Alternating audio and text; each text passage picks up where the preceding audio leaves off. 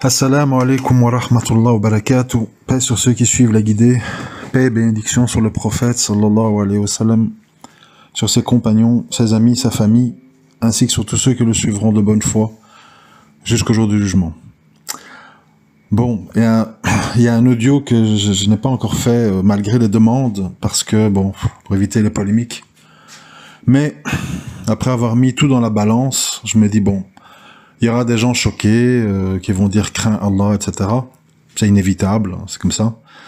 Mais de l'autre côté, il y aura beaucoup de jeunes ou de gens qui n'ont pas accès à ce genre d'informations, pour qui ça va être profitable, et bon, finalement, ça compte plus que les critiques. Donc, j'avertis dès le début, comme ça, on pourra pas dire que j'ai pas prévenu, ça voudra dire que c'est votre décision, ça sera pas ma faute. Ceux qui n'aiment pas entendre parler de tout ce qui tourne autour du sexe, etc., qui trouvent ça sale, dégoûtant, honteux, etc., ben, je vous invite à ne pas écouter cet audio, comme ça vous n'aurez pas mal aux oreilles et vous ne serez pas malade toute la nuit. Parce que le pervers Abou Rayhan a parlé de sexe, d'accord? Comme ça, vous pouvez couper ici et laisser les autres en profiter, d'accord? Voilà, comme ça c'est dit. Donc à partir de maintenant, toute personne qui écoute, c'est qu'elle est intéressée. Sinon, elle est prévenue. Alors, c'est un sujet extrêmement vaste que je peux pas résumer en une demi-heure, parce qu'il y a tellement de choses à dire. Mais bon, je peux essayer de faire un condensé express pour les informations les plus utiles qui tournent autour de ce sujet. Pourquoi j'en parle? Parce que je pense qu'il n'y a pas beaucoup de gens, en tout cas labellisés musulmans, qui en parlent comme je vais en parler. Et donc, il y a un vide à remplir. Inch'Allah, je vais essayer de mon mieux, et en espérant que ce soit profitable aux plus jeunes, aux moins expérimentés, à ceux qui n'ont pas accès à cette information, parce que curieusement, on a beaucoup accès à de la pornographie. Ça c'est facile, mais à la compréhension de la sexualité, c'est plus difficile. Ou bien c'est expliqué par des gens qui n'ont pas de barrière morale, etc. Donc bon, c'est encore autre chose. Avant de commencer, je voudrais dresser le tableau. C'est important. Nous vivons une époque, si vous analysez les choses froidement et d'une manière réaliste, comme j'essaie toujours de faire, où en fait, on diabolise tout ce qui tourne autour de la sexualité, sauf si c'est une sexualité déviante. C'est-à-dire, les gay pride, le droit à l'amour, adopter des enfants, qu'est-ce qu'il y a, qui es-tu pour juger, etc. Ou la sexualité hors mariage. Ah, mais il faut que jeunesse se passe, votre fille découvre la vie, et qu'est-ce que vous voulez, c'est l'amour, monsieur, on peut rien faire. Donc là, ça passe. Évidemment, on bouche les trous avec, comme je l'ai déjà dit, avec préservatifs, pilules, avortement, pour un peu éviter les dérapages. Mais si on parle de sexualité licite dans le cadre du mariage, le plus tôt possible, je parle le plus tôt possible pour qu'il n'y ait pas beaucoup d'écart entre la puberté et la découverte de la sexualité, là, ça commence à tiquer, et il y a tout le monde qui lève les boucliers, musulmans y compris. C'est-à-dire que on transmet l'idée aux gens que la sexualité dans le halal et dans le mariage, c'est quelque chose qui doit être tardif, c'est sale, archouma, on n'en parle pas. Bon, alors les gens se retrouvent, pour peu qu'ils se sont préservés, bon, ce qui n'est pas fréquent à notre époque, les gens se retrouvent en fait seuls, après un mariage, ne connaissant rien à la sexualité, n'ayant pas d'expérience, en étant plein de honte. Qu'est-ce que l'autre va penser de moi si je fais ci? Qu'est-ce que l'autre va penser de moi si je dis ça? Et donc, il y a comme ça beaucoup de couples qui se forment sur la frustration, les non-dits. Et puis, on tombe enceinte, et puis la vie continue, et finalement, on n'a jamais vraiment découvert la grandeur, entre guillemets, de la sexualité. On a fait comme on a pu, maladroitement, sans savoir les besoins de l'autre, et simplement tomber enceinte, ça ne nécessite pas de connaître la sexualité, on tombe enceinte tout simplement parce que il y a le sperme de l'homme à l'intérieur de la femme, et puis voilà, c'est parti, pour peu que ça soit au bon moment, ça demande pas une grande science de mettre une femme enceinte. Ce qui demande de la science, c'est de comprendre à quel point la sexualité, c'est quelque chose d'important, d'équilibrant, d'apaisant, de gratifiant, pour peu qu'on sache de quoi on parle. Donc, il faut évidemment, la première chose que j'ai envie de dire, c'est que c'est un sujet où il y a plein d'idées préconçues totalement fausses. Il y a plein de tabous qui malheureusement empêchent les gens d'être heureux là-dedans, ou en tout cas épanouis. Et pour une raison que je ne comprends pas, moi qui suis quelqu'un qui aime la logique, je n'ai jamais compris en fait pourquoi on ne souhaite pas que des gens qu'on voudrait voir rester ensemble, parce qu'ils ont des enfants, parce que voilà, personne n'aime le divorce, pourquoi en fait personne ne veut faire en sorte que les gens aient une sexualité riche et variée pour solidifier le couple. Parce que quoi qu'on en dise, et vous allez comprendre, nous sommes des êtres, en tout cas pour les croyants, les musulmans, nous sommes des êtres spirituels, donc qui aspirons à l'au-delà, on aspire au paradis, on espère le pardon d'Allah pour y accéder, pardon. Mais pour un nombre d'années indéterminé, selon nous on ne sait pas, on ne connaît pas notre destin, nous sommes enfermés dans un corps organique. Ce corps organique, il a des droits qu'il réclame. Il réclame de manger, il réclame d'aller aux toilettes, il réclame de dormir, il réclame d'être lavé, il réclame d'être épilé, enfin, ce corps dans lequel on est, il a des droits. Et parmi ces droits, il y a inévitablement, sauf cas extrêmement rares, maladies et autres, il réclame une sexualité. Pourquoi ? Parce que on a été créé avec un sexe masculin, un sexe féminin, qui sont faits, techniquement parlant, pour s'emboîter, puisque, c'est pas compliqué à comprendre, enfin j'espère, la raison de la forme de la verge masculine, sa forme, le but, c'est quoi ? Pourquoi elle a cette forme-là ? Parce que le but, en fait, c'est d'être le plus profond possible à l'intérieur de la femme, pour, au moment de l'éjaculation, qu'il y ait un maximum de sperme qui arrive vers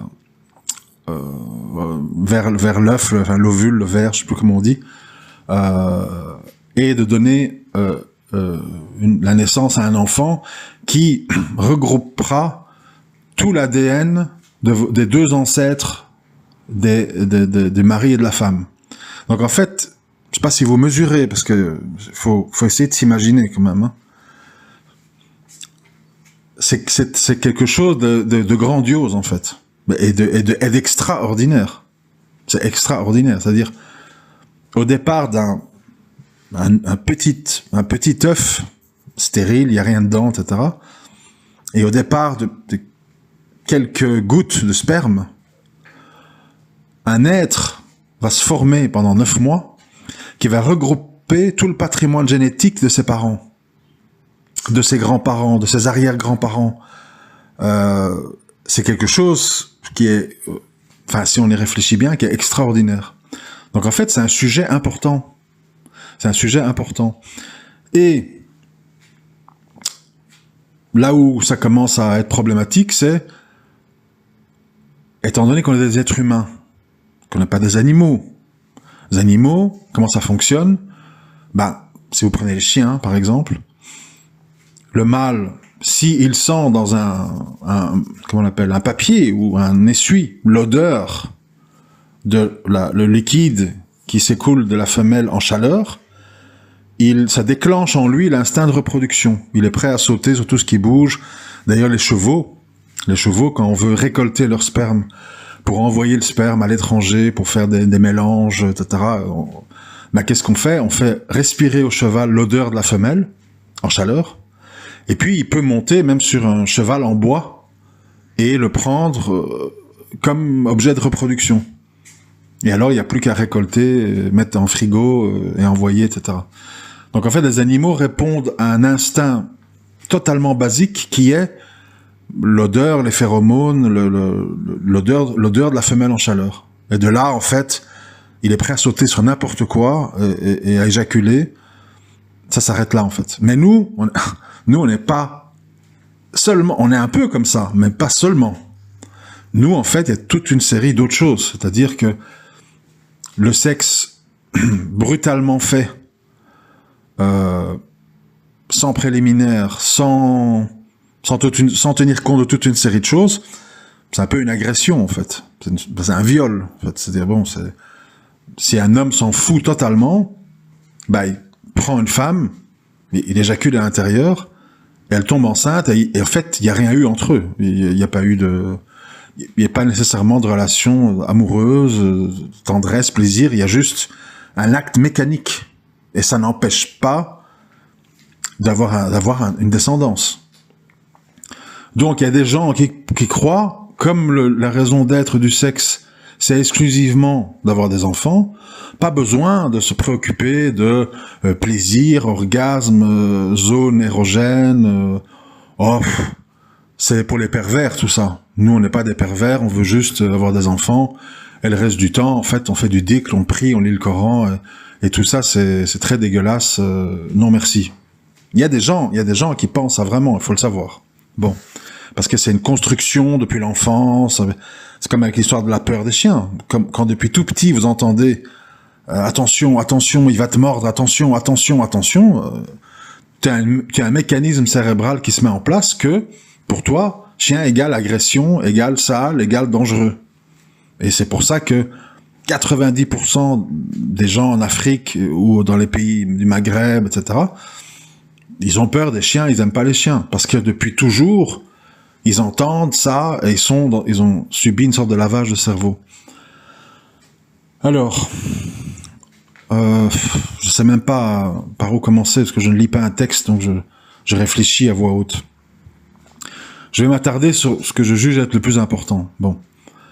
Je vais pas dire des choses qui sont des banalités. C'est-à-dire, vous savez tous qu'un être humain, quand il a 11, 12, 13 ans, en moyenne, se déclenche en lui la faculté de se reproduire. La femme, comme elle le sait, elle a des règles, c'est-à-dire 6-7 jours par mois, elle a des écoulements de sang, elle a la poitrine qui grandit, les hanches qui s'arrondissent, etc., etc.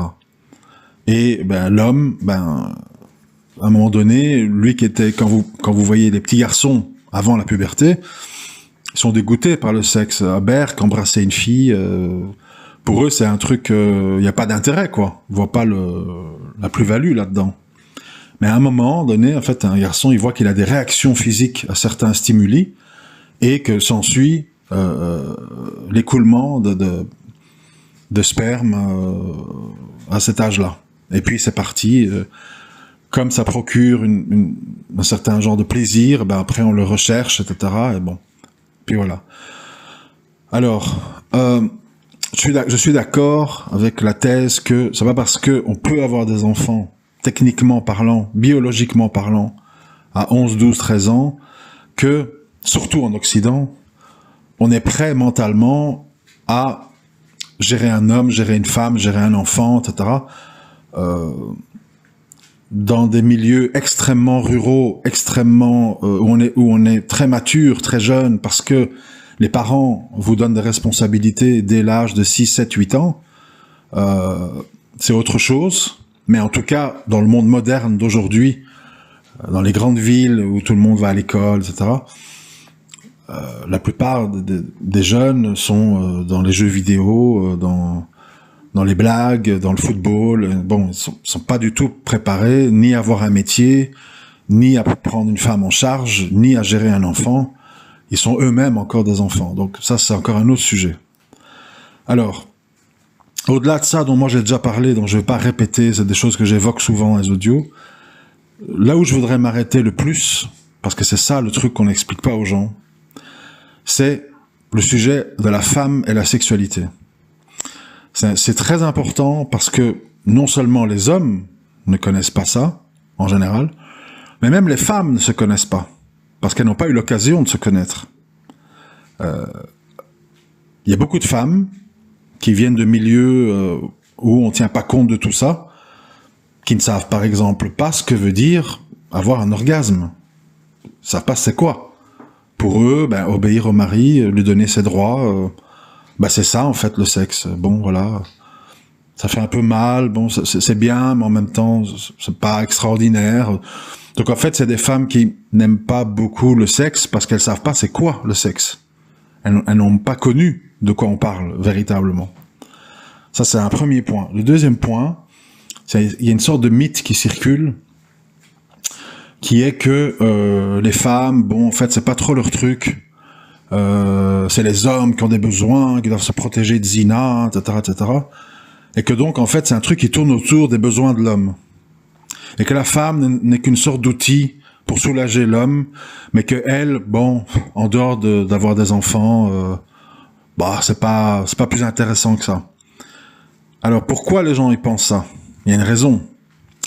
C'est qu'évidemment, une femme qui connaît le sexe qu'à travers l'obligation, avec un homme qui sait pas y faire, qui ne pense qu'à lui, bien sûr qu'elle va pas être très branchée sexe, parce qu'elle se dit, bon, ouais, c'est pas extraordinaire, quoi. Pourquoi je vais me brancher là-dessus, si en fait, ça me procure pas grand-chose, en fait.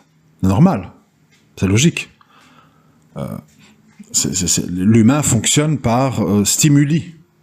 À partir du moment où on n'est pas stimulé et qu'on ne sert juste que d'outils pour satisfaire un homme qui a des besoins et que ça s'arrête là, fatalement, on pense qu'on n'est pas très sexuel, on pense qu'on est frigide, on pense que tout ce que je lis là, je sais pas quoi, j'ai oublié le mot maintenant, vaginal, je sais plus le mot, enfin, genre c'est un truc qui fait mal, j'aime pas, bon, ouais, enfin voilà. Ça, c'est parce que ce sont des femmes qui ne savent pas de quoi on parle.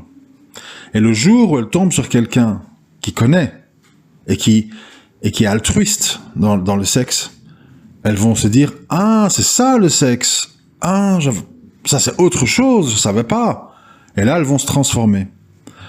Par contre, ce qui est vrai, c'est biologique, on peut rien y faire, c'est que durant les règles, et après, pendant 11, 12, 13 jours environ, on va dire un tiers, ou ça dépend les gens, mais un tiers à la moitié d'un mois, une femme a plus de désir et d'envie que quand elle est au-delà de ces 15 jours après les règles, et où elle va avoir bientôt ses prochaines règles. Ce moment-là, c'est pas tout le temps la même chose, en fait. Une femme, elle a des cycles qui sont dictés par, évidemment, les hormones, l'ovulation, etc. Donc ça, oui. Mais, par contre, ce dont moi je parle, c'est le fait de ne pas savoir que le sexe est une source d'apaisement, de plaisir, quand il est fait d'une manière, j'ai envie de dire normale, mais enfin, c'est-à-dire quand il est fait par des gens qui savent de quoi ils parlent, en fait. Alors, c'est quoi, techniquement parlant, qui fait qu'une femme va aimer le sexe et va avoir du plaisir? C'est important pour les jeunes hommes qui vont être mariés, etc., pour justement savoir quoi faire. Alors, il faut savoir une chose, la femme est sensible principalement, de nouveau, je ne parle pas des exceptions, je ne parle pas des cas spéciaux, je parle toujours en général. Il y a deux zones, en fait, qui sont, pour des raisons techniques évidentes, des zones très sensibles chez la femme qui lui procurent du plaisir. Et parfois, un plaisir très violent, très brutal, et beaucoup plus intense et profond qu'un homme. Il s'agit de la poitrine, le bout des seins, etc., et le clitoris, c'est-à-dire C'est quoi le clitoris d'ailleurs? Le clitoris, c'est comme un sexe masculin. Donc vous voyez, c'est comme votre sexe à vous les hommes, mais il est atrophié. C'est-à-dire il est beaucoup plus petit, en général, hein, je répète, il y a des exceptions. Il est beaucoup plus petit, il est beaucoup plus intérieur, mais ce n'est ni plus ni moins qu'un sexe masculin atrophié. Voilà pourquoi, si vous faites des recherches, les femmes qui font de la musculation, bodybuilding, qui prennent beaucoup de protéines, etc., et qui développent donc la testostérone pour faire du muscle, elles ont des clitoris qui grandissent et qui deviennent des sortes de mini-sexes masculins. C'est systématique, en fait. Donc, il y a un lien entre la grandeur et l'extériorisation, ouais, extérieur, quoi, du sexe et la testostérone, l'effort physique, etc. Il y a un lien. Donc ça, ce sont les deux zones, c'est-à-dire les lèvres, ce qu'il y a en dessous du clitoris, donc les lèvres vaginales, le clitoris et le bout des seins. C'est des zones très sensibles. Le bout des seins, pourquoi? On pourrait se demander pourquoi. C'est simple, c'est biologique. En fait, pour que les bébés soient nourris et que les mamans aiment nourrir leurs enfants, le Créateur a fait que le bout des seins, c'est-à-dire l'endroit où l'enfant tète le lait, quand l'enfant tète, ça procure une sorte de plaisir à la femme, ce qui fait qu'elle aimera l'allaiter. D'ailleurs, les femmes qui allaitent, en général, dès qu'elles voient que l'enfant il est un peu fin, etc., elles s'empressent de le mettre au sein, parce qu'elles-mêmes y retrouvent une sorte d'apaisement. D'ailleurs, quand on analyse le lait maternel en laboratoire, c'est un liquide extraordinaire. C'est comme le sperme. Ce sont des liquides extraordinaires dans leur composition. Il n'y a aucun lait que vous trouvez dans les biberons, lait en poudre, machin, qui arrive à la cheville du lait maternel. C'est des propriétés extraordinaires, infinies. Il y a plein de paramètres. Si vous faites des recherches, c'est inouï en fait. Comme le sperme masculin, quand c'est analysé, ça contient des choses incroyables, des vitamines, du zinc, du fer, des trucs. C'est une espèce de... Il y a même dans le sperme masculin, on a découvert ça récemment, il y a des substances antidépressives. C'est-à-dire que, pour des raisons, chacun ses raisons, mais une femme qui n'a jamais ce liquide à l'intérieur d'elle, donc qui rentre en elle en fait, elle n'a pas ça. Et parce que préservatif ou coït interrompu, etc. Et dans le sperme, en fait, le sperme a des propriétés antidépressives. Donc en fait, c'est extraordinaire, c'est ultra complet, ça dépasse l'imagination en fait. Et donc, pour qu'une femme elle ait l'envie de nourrir son enfant, et Allah a fait qu'elle y trouve un plaisir. Bon, comme c'est pour un bébé, évidemment, c'est un plaisir un peu contenu. Parce que voilà, l'enfant il tète quelques minutes, c'est un bébé, mais la femme, ça la relaxe, ça la fait sentir bien, et elle ressent du plaisir. Maintenant, dans l'acte sexuel entre un homme et une femme, quand c'est pas un bébé, mais que c'est un homme qui, va dire, s'attarde sur cette zone-là, il y a beaucoup de femmes qui, sans ça, en fait, ne ressentent jamais un plaisir très intense. C'est quasiment systématique, en fait.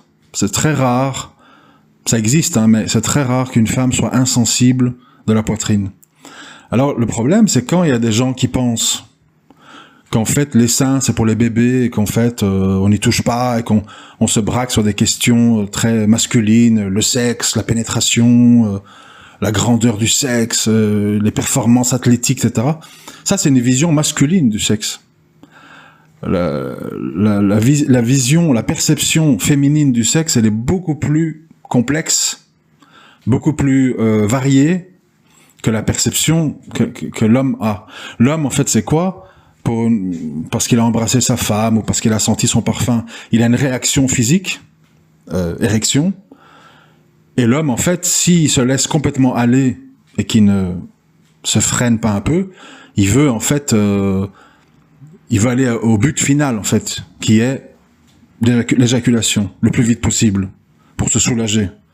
Parce qu'en fait, une érection, en même temps, c'est pas que ça fait mal, mais enfin, ça doit s'exprimer, quoi. Ça peut pas rester comme ça. Si vous restez en érection un temps fou, vous allez avoir mal. C'est pas fait pour ça, en fait. C'est techniquement fait pour que la verge soit la plus longue et gonflée de sang possible, pour occuper le plus de place possible dans le sexe féminin et éjaculer le plus profondément possible, pour qu'il y ait une chance de fécondation. Et donc c'est pas fait pour être comme ça en érection à temps fou. À la fin vous aurez mal. Donc pour éviter ce mal, l'homme comme ça, il veut aller droit au but et après voilà, il est soulagé, il dort, il se relaxe, etc. La femme en fait ça fonctionne autrement, c'est-à-dire ça monte par étapes, par paliers. Mais, pour parler clairement en fait, si une femme est stimulée au niveau de la poitrine et du clitoris et des lèvres vaginales en même temps et d'une manière intense, elle peut parfois avoir un orgasme plus rapidement et plus intensément qu'un homme. Donc en fait, cette histoire de homme-femme, il y a beaucoup de légendes en fait. La réalité, c'est qu'en fait, les femmes aiment beaucoup le sexe s'il est fait convenablement, si la relation est faite convenablement. Elles vont moins aimer, évidemment, voilà, si c'est fait brutalement, sans qu'elles s'y retrouvent, elles. C'est normal, ça devient une sorte de réceptacle passif. Mais là où ça se complique un petit peu, c'est que si, mentalement, la femme, elle est contrariée, elle est stressée, elle pense à un problème, son enfant qui est malade, etc. Elle va avoir beaucoup de mal à se mettre en phase psychologiquement avec son corps. C'est-à-dire que même si ses seins, son clitoris sont stimulés, le fait qu'elle a des pensées qui la distraient, ça sera difficile pour elle de se laisser aller. Et c'est pour ça que le piège dans cette histoire, même si tout est bien fait, c'est si une femme, elle est, comment je vais dire, distraite dans ses pensées, des problèmes de famille, jalousie, ou son mari lui a dit un truc qui l'a humilié, qui l'a blessé, etc. Elle va avoir beaucoup de mal, en fait. Parce qu'il faut que l'esprit soit synchronisé avec le physique. L'homme, c'est différent. L'homme, en fait, il peut être au sommet du stress, il peut être même fâché, il veut quitter sa femme et tout. S'il est stimulé, il y a tout qui vient, quoi. C'est pas, le cerveau doit pas être synchronisé. C'est très physique. La femme, c'est plus compliqué. Il faut que cérébralement, elle soit dans un climat favorable. Mais si c'est le cas, elle peut avoir accès à une sexualité aussi, si pas plus intense que l'homme. Donc ça veut dire, en tant qu'homme, que non seulement il faut faire en sorte que sa femme ait du plaisir en faisant ce qu'il faut faire, mais en plus, il faut veiller à la mettre dans un état d'esprit qui va lui permettre d'y arriver. Et ça, c'est plus compliqué. Parce que souvent, l'homme, il veut pas chipoter, allez, vite, et... bah, c'est pas grave, on s'est disputé, mais viens, justement, ça va nous calmer. La femme, c'est pas comme ça, en fait. La femme ne résout pas les problèmes dans le sexe. L'homme, oui. L'histoire de la paix sur l'oreiller, c'est une phrase pour les hommes. La femme doit d'abord faire la paix, et puis l'oreiller. Sinon, l'oreiller, ça coince. C'est ça le malentendu, en fait. Parce qu'au final, bon, hommes et femmes, tout le monde aime le sexe. Après, c'est des tempéraments, bien sûr. C'est comme les hommes, hein. Il y a des hommes qui sont plus branchés sexe que d'autres, pour des questions de caractère. C'est comme ça on peut rien y faire. Mais il y a quand même des différences, comment je vais dire, liées plutôt à notre psychologie masculine ou féminine. Donc en fait, le défi ici pour un couple musulman, c'est qu'ils doivent mettre justement en place beaucoup de choses, plus que les autres. Parce qu'ils n'ont pas accès à toute une série de choses qui, on va dire, qui facilitent les choses pour les fainéants. C'est-à-dire, il suffit de voir les couples non musulmans, en fait. Quand ils sont un peu stressés, ils boivent un verre de vin, alors ils se laissent aller. Parfois, c'est comme ça, hein. Ça peut nous choquer, mais enfin, c'est la réalité. Parfois, ils visionnent des films X ensemble pour s'inspirer des films. Des fois, ils ont des aventures polyamoureuses avec des collègues de bureau. Tout ça, c'est un peu une espèce d'amoncellement de briques et de braques pour essayer de mettre des béquilles au couple pour qu'il ait, une sorte de je sais pas, ils achètent des objets, des machins, sextoys et compagnie. Bon, les musulmans, étant donné que nous, on n'a pas l'alcool, on n'a pas la tromperie, etc. Polygamie, j'en parle pas parce que c'est quasiment inapplicable pour des questions financières, culturelles, sociales. Donc soit. Donc moi, je me braque sur le couple monogame. Les musulmans, ils doivent savoir que s'ils n'ont pas une sexualité intense, profonde, fréquente, riche, variée, ça va être très difficile pour eux de durer dans le temps à ce niveau-là. Parce qu'ils n'ont pas les béquilles. Donc ils doivent compenser. Ils doivent compenser, ça veut dire qu'il faut en faire plus que les autres avec son mari, avec sa femme. Et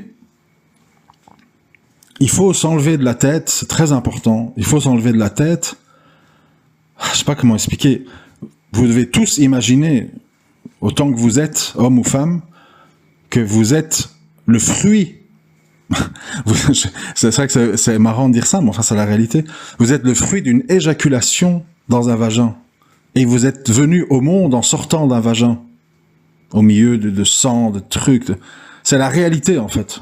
Ça vous plaît pas, etc. C'est la réalité. Et vos parents que vous voyez comme des espèces de saints ou des gens respectables, ce sont des gens qui ont couché pour vous concevoir. Ils ont couché. Et leurs sexes se sont emboîtés. Donc, c'est quelque chose de tout à fait normal, de tout à fait nécessaire, de naturel. Et pour moi, ce n'est que mon avis, les musulmans qui salissent le sexe en font quelque chose d'honteux, ce sont des criminels en fait. Parce qu'en fait, ils empêchent les gens, ou leurs enfants, d'avoir une sexualité épanouie, riche et variée, ce qui fait que leur couple sera fragilisé. Parce que, je vous le garantis, ça c'est mon avis, un homme qui est respecté, un homme qui a une sexualité variée, intense et fréquente, il va, de nouveau je parle pour là, en général, il va jamais chercher des embrouilles dehors. Il est fatigué, il est apaisé, il est soulagé, et il est complètement indifférent à ce qui tourne dehors. Les gens commencent à regarder et à avoir des idées, et des fantasmes et des machins, ou quand ils ont des frustrations. Quand vous entendez, tel homme, je sais pas citer de nom, mais enfin bon, tel homme, on l'a retrouvé dans un hôtel, j'aurais jamais cru ça de lui.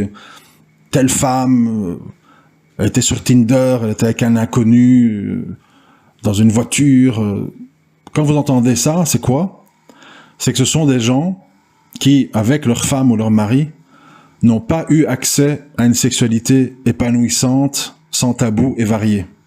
Ils ont eu une sexualité, puisqu'ils ont souvent des enfants, mais une sexualité pauvre, monotone, pleine de retenue, de honte, etc. Alors, ça, on est déjà à 34 minutes.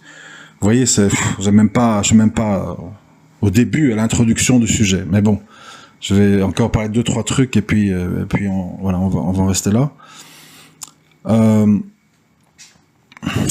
Ouais, du coup, je sais plus ce que je voulais dire.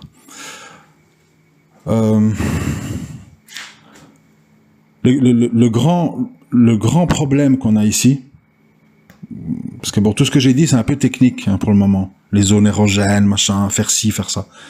Mais il y a le psychologique. Le grand problème qu'on a avec ce sujet-là, et qui pour moi doit être résolu obligatoirement,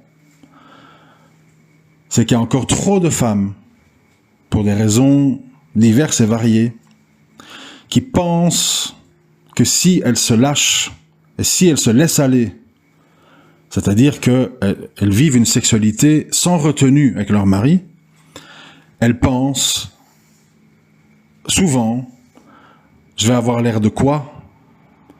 Il va penser que je suis une pute, Archouma, je dois me retenir. Alors que peut-être, parce que si c'est pas le cas, c'est quelqu'un qui est malade, donc bon, malade, c'est un problème, alors que normalement, un homme ne demande que ça. C'est-à-dire, il ne demande que voir une femme qui sort d'elle-même, qui est extravagante, qui manifeste son plaisir à travers des sons, des paroles, même des cris. Pour un homme, c'est super stimulant, en fait. Donc, le problème, c'est qu'à force que tout le monde se bloque et pense qu'est-ce que l'autre va penser de moi, à la fin, tout le monde est frustré. Parce que, moi, j'ai quand même du vécu, hein, je veux dire, bon, j'ai vécu 20 ans, mes 20 premières années de ma vie hors de l'islam, et puis j'ai eu une vie, sentimentale très mouvementée, on va dire ça comme ça, donc j'ai fait le tour, en fait. C'est pas... Allah, il a fait que j'ai connu des femmes de toutes les races, de tous les âges, de tous les styles physiques, etc. Et, comment je vais dire? Il y a une réalité, en fait, c'est que les souvenirs qui nous restent, les gens qui nous marquent, parce que les gens, souvent on dit, oui, elle a déjà été mariée, ou lui, il a déjà eu X femmes, etc. Il faut savoir une chose, en fait, c'est que notre cerveau, il est très sélectif. C'est-à-dire que, en général, même si on a connu plein de monde, ça veut pas dire qu'on est marqué, en fait. Il y a très peu de gens, moi quand je fais le tour de ma vie, en fait, au niveau des femmes, il y a très peu de femmes qui m'ont marqué. C'est-à-dire que j'y repense, je fantasme dessus. M'ont pas marqué parce que c'est le destin. Enfin, j'ai pas vraiment eu beaucoup de relations intimes intenses. Souvent, je sais pas, parce que je sais pas comment expliquer. En fait, il y a un phénomène très étrange, parce que bon, le problème, c'est que moi, j'ai connu que des femmes pas normales, donc évidemment, c'est compliqué, en fait. Donc, je ne peux parler que sous un angle, de cet angle-là, en fait. Mais chez certaines femmes pas normales, il y a un phénomène étrange, en fait, c'est que elles vivent mal le fait d'avoir du plaisir sexuellement. Elles le vivent mal, en fait. Ça réveille en elles des failles, ça réveille en elles des rejets. Parce qu'une femme, c'est compliqué, vous voyez, c'est très, très... Je ne peux pas rentrer dans les profondeurs psychologiques, mais je peux donner des exemples. Il y a par exemple des femmes qui ont subi des viols, des attouchements, jeunes, et qui font un rejet de la sexualité. Alors nous, on pense, oui, parce qu'elle a eu mal, parce qu'elle n'a pas aimé, etc. Oui, mais parfois, la femme est dans un grave conflit psychologique. C'est que elle sait que c'était pas bien, que cet oncle ou ce professeur ou ce cousin a abusé d'elle. Mais ça s'est accompagné d'un plaisir physique, au-delà du choc psychologique. Et donc, elle va associer après le plaisir physique à quelque chose de pas bien, parce qu'elle l'a ressenti la première fois dans une relation mauvaise ou interdite ou comment on appelle, non consentie. Mais c'est pas parce que c'est non consenti qu'il n'y a pas de plaisir. Les gens, des fois on se surprend soi-même. Un homme et une femme peuvent éprouver du plaisir dans des situations où il n'est pas censé en éprouver. Et donc il y a un conflit psychologique. On dit j'ai eu du plaisir, mais j'aurais pas dû. C'est pas normal. Et donc en fait il y a un désordre qui s'installe. C'est-à-dire on associe plaisir sexuel à relation non consentie, mauvaise, incestueuse ou je ne sais quoi. Et alors là, ça crée des déséquilibres parce que à chaque fois qu'on a du plaisir sexuel, on culpabilise on revit le truc, et alors l'homme il comprend pas, il dit attends, ma femme vient d'avoir un orgasme extraordinaire, et là elle me parle mal, elle est agressive, tu comprends pas en fait. Mais ça, quand ça arrive, c'est que tu as affaire à des femmes pas normales, qui ont des traumas de l'enfance. Et là, bon, là c'est compliqué, je sais pas ce qu'il faut faire, tu peux pas faire grand chose, parce que soit tu as une sexualité très pauvre, d'ailleurs en général ces femmes-là, après elles évitent les rapports, pas parce qu'elles ont pas d'orgasme, parce que ça leur rappelle des mauvais souvenirs. Ça leur rappelle du plaisir qu'elles ont eu dans des circonstances qui les ont traumatisées. Et alors l'homme va pas comprendre, il dit mais attends, je vois que ma femme en fait, moi je connais la femme, elle a toujours des orgasmes avec moi, etc. Pourquoi elle réagit comme ça? Mais parce qu'en fait, il y a un problème psychique derrière. Il y a des souvenirs enfouis, non avoués. Et toi tu comprends pas. Donc vous voyez, on en revient à ça en fait, la maison hantée. Quand tu es avec une maison hantée, même si tu fais tout bien, bah tu vas encaisser en fait la facture de gens qui étaient là avant toi, qui ont fait du mal à cette personne. Et si la personne ne se soigne pas, bah malheureusement, tu vas payer la facture sans raison, dans un illogisme le plus total, parce que tu dis mais attends, je suis un mari modèle, elle a des orgasmes, pourquoi elle fait ça en fait? Elle fait ça parce qu'elle a des traumatismes non traités, elle n'a pas suivi de psychothérapie, elle n'a pas fait toute une série de choses, de démarches pour se sortir de là. Et donc, tu vas avoir des effets inverses. Mais bon, moi j'essaye de parler pour des gens normaux. Et quoi qu'on en dise, la sexualité dans un couple, c'est un pilier du couple. C'est pas de la perversion de dire ça, c'est une réalité. C'est-à-dire qu'en général, quand ça se passe bien à ce niveau-là, le reste est facilité. L'homme est plus calme, plus tolérant, plus fidèle, plein de choses s'améliorent en fait. Après, quelqu'un a écrit dans un commentaire, oui mais qu'est-ce qu'il en est des femmes ménopausées ou qui ont justement des blocages au niveau de la sexualité, etc. Bon, ça dépend du degré d'empathie de l'homme. T'as des hommes, s'ils aiment vraiment une femme, cette femme lui plaît, qu'elle a des qualités humaines, religieuses, etc., il peut s'accommoder d'une sexualité un peu bricolée, quoi. C'est-à-dire en dehors d'un rapport complet. Ça dépend. Ça dépend, mais s'il n'y a pas de rapport complet, et en plus t'es une emmerdeuse, et en plus t'es une ingrate, et en plus tu manques de respect, et en plus tu dis non à la polygamie, etc., ça devient compliqué. Ça devient compliqué. Il faut des atouts, quoi. Il faut quelque chose. C'est comme un homme qui peut-être a un petit sexe ou éjaculateur précoce. Bon, ça peut arriver, hein. Bon, d'abord, il doit se soigner. Je répète toujours la même chose. Quand on a un problème dans la vie, il faut se soigner. Il faut pas être honteux. On va voir un sexologue. On fait des choses. On prend des médicaments. Voilà. On se soigne comme si on a une maladie. On reste pas comme ça à faire subir à l'autre sa maladie en disant je suis comme ça. Bon, crains Allah. Non. Tu dois d'abord te soigner. Et puis, tu dois faire aussi valoriser des qualités autres que ça, puisque tu es, comment je vais dire, tu es, je sais pas comment expliquer. Imaginez-vous un homme, il est petit, il est pas bricoleur, il est impuissant, il est nerveux, il frappe sa femme. Vous voulez que ça raccroche à quoi, en fait, pour aimer son mari? C'est compliqué. Il faut se raccrocher à quelque chose. C'est un bon père, il me fait des cadeaux, il est tolérant, il m'apprend des choses. Alors certes, il a tel et tel défaut, mais il a des qualités. Et il travaille sur ses défauts pour les améliorer. Ça va. Mais si t'es là, avec tes traumas, tes bouderies, tes idées noires, ta négativité, tu fuis le lit, etc., la meilleure des personnes en face, il tient pas. Hein. Ça va pas aller, quoi.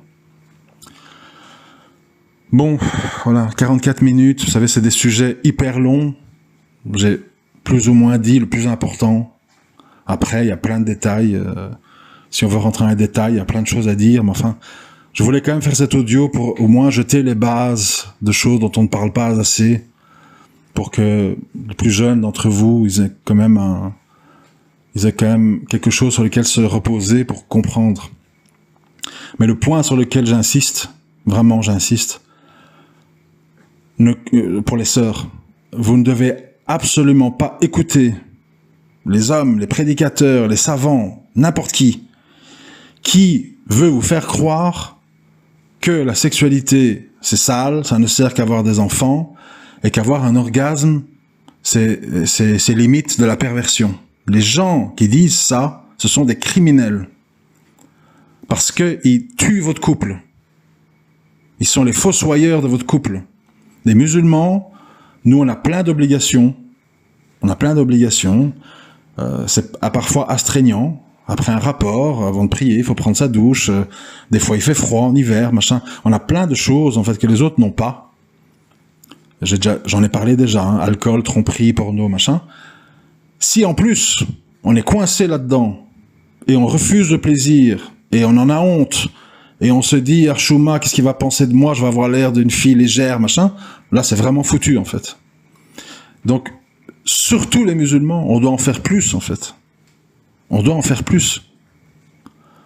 Quant aux hommes, n'oubliez pas que quand on parle de la sunna, la plupart des compagnons, c'était des gens qui avaient plusieurs femmes. C'était des gens qui honoraient toutes leurs femmes, tous les soirs. Donc on ne me dise pas, oui, de temps en temps, on peut pas vivre pour le sexe, vite fait, bien fait. Non, non, non, non, non, non. Les gens, ils avaient 4 femmes et plus. Le prophète sallam avait plus que 4 femmes. Et ces femmes étaient honorées. Ça veut dire qu'un homme doit être capable, normalement, d'avoir une éjaculation et un rapport sexuel au moins une fois par jour. Au moins une fois par jour. Si tu me viens avec tous les 4 jours, tous les 5 jours, d'accord, bon, si tu veux, alors ne me parle pas de polygamie.